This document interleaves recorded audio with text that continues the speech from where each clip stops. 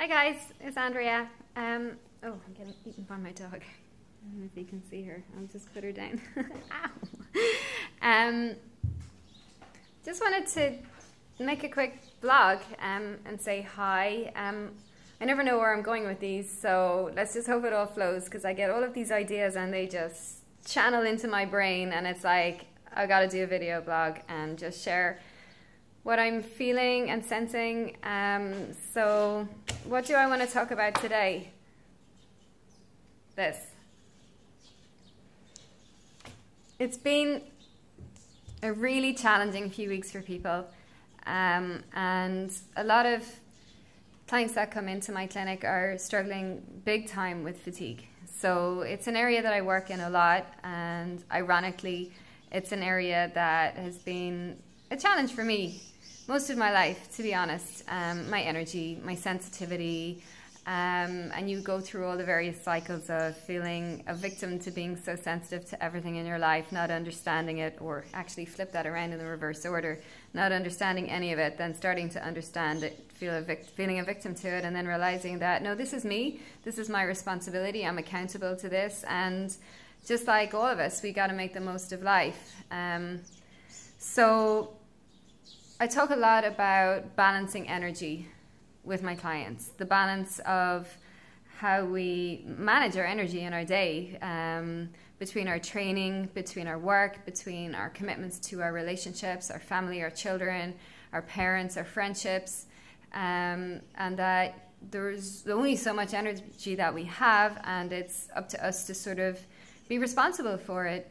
But I was thinking about it because I've had some major challenges myself in the last few weeks with my energy, that have thrown me a bit, because I am very good at managing my energy, and I have struggled with it. So I was thinking about this whole concept of balance, and maybe I have it slightly wrong in that we would see balance as kind of trying to manage it where something suffers, you know, like we'll give a bit here, so there's going to be a bit less here. And for me, my beliefs and perceptions about it were, well, the most important thing in my life is, well, okay, let's break it down into, I love my training and I train every day, and the other part of my day is about my work.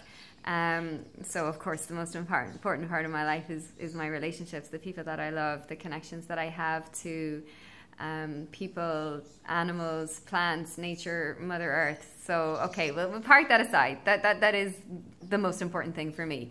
But in my day-to-day, my 24 hours, I'm managing my sport, which I love, my training, my goals that I set for myself as personal challenges.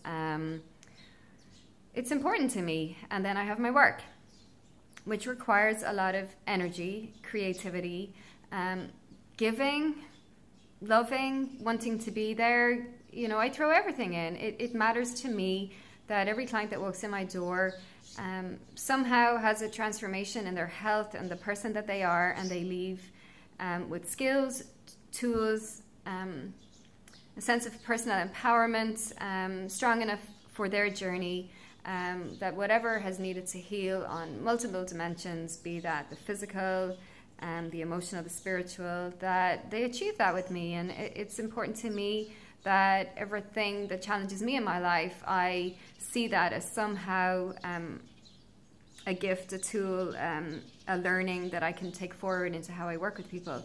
But I was still seeing this balancing act of managing my energy for my training and managing my energy for my work.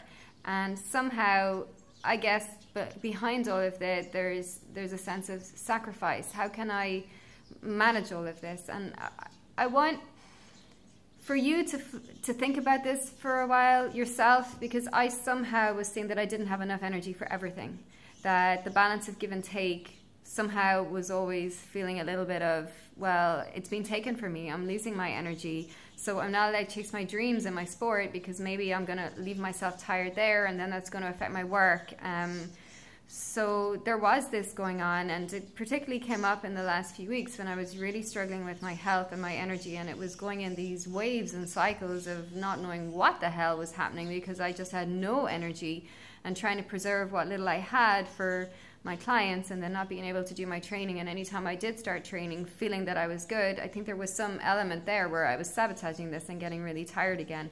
So I want you to look at your life a little bit and see where there's things that you want and need to do for yourself that are part of your journey. They empower you, they give you strength, they give you self-belief, they give you the tools for discipline, creativity.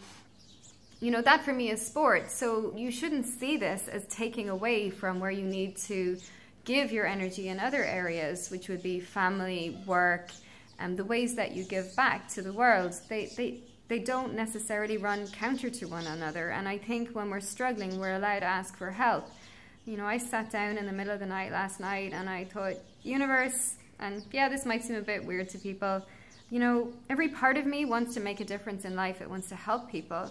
And yet I'm feeling floored. I'm feeling like I don't have the energy to do the things that I love, which are my training, my getting outside, my going for a run. And you can probably hear the birds in my garden. They're going mental out there. That makes my day. And if I'm feeling too tired for that, how is that fair? Now, I'm not going into victim mode here, but I kind of said to the universe, look, when I'm out there training, that is where I'm learning. I'm learning a huge amount that I then bring forward into my work. And I'll do a bit of a trade-off with you where I'll apply even more of what I'm learning if you can just help me out with the energy that I need.